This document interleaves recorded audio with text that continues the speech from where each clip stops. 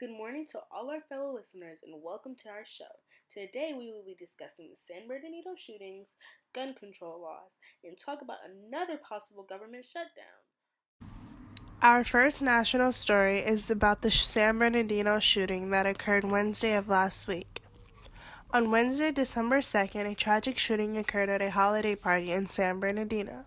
14 lives were taken away and over 20 people were injured. 5 of the people killed in Wednesday's attack were Cal State San Bernardino alumni. The youngest who died in the attack was 26 and the oldest was 40.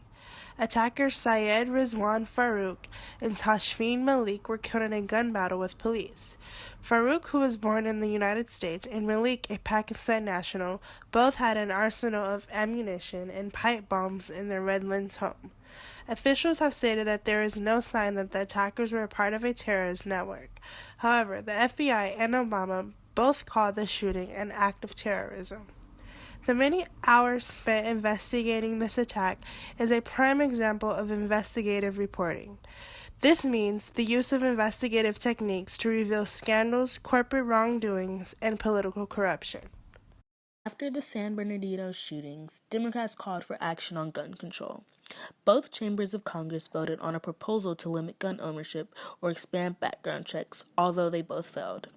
There was overwhelming Democratic support for this issue of gun control. Statistics show that 85% of Americans support requiring background checks for gun show purchases. This shows that Democrats are working very hard to keep gun control laws at the top of the political agenda. Also this week, Congress raced to meet a December 11th deadline to pass annual legislation that funds the government. Meanwhile, the members of the Freedom Caucus had other demands. They wanted to restrict Syrian refugees from entering the U.S. and cut the funding for Planned Parenthood.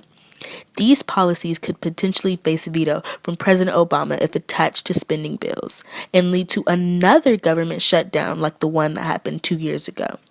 This is an example of checks and balances in our political system. To the public, it's just another one of those fights between President Obama and Republicans in Congress.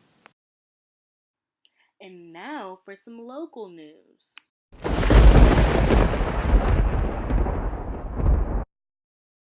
Upon local news, Culver City Police will be asking the District Attorney's Office to charge 2 men involved in an early morning car crash.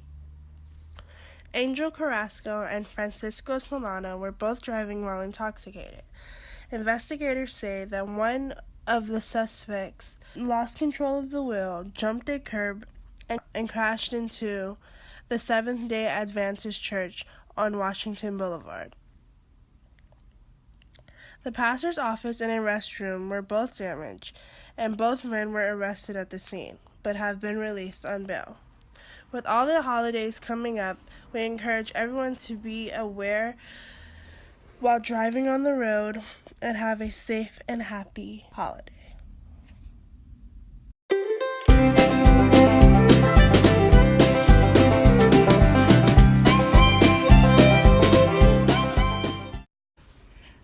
An article we recommend readers to read is an article in the LA on www.latimes.com/opinion/op-ed. Is an article called Violence, Intimidation, and Hate, What It's Like Working Under Siege at Planned Parenthood.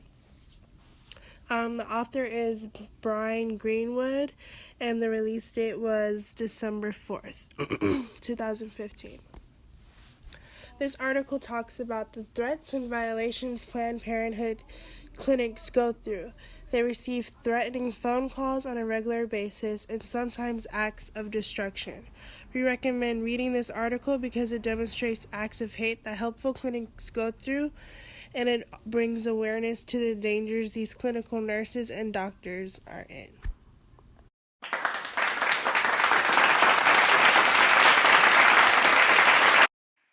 Now, I would just like to take a moment to thank all of our listeners for tuning in to our show, and we'll be sure to see you next week. Thanks again. Bye.